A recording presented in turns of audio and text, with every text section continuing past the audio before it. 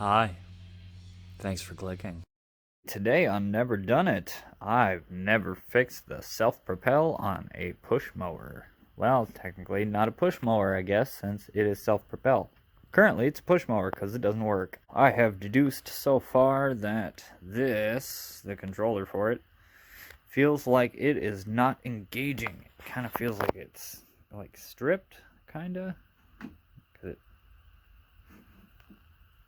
Yeah, it should feel some kind of resistance, not like it does. So I'm going to take it apart and yeah, we'll see. So it looks to me that there is a little cable in there.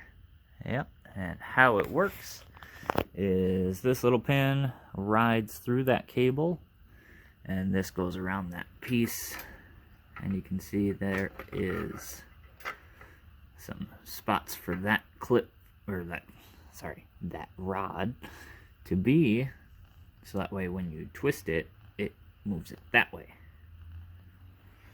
So I guess reassemble it and see what happens. So I put the pin back in it and I put the plastic piece back on it. Now I gotta put the other plastic piece back on it, and then I'm gonna start it up and see if it works. All I did was put that pin back together.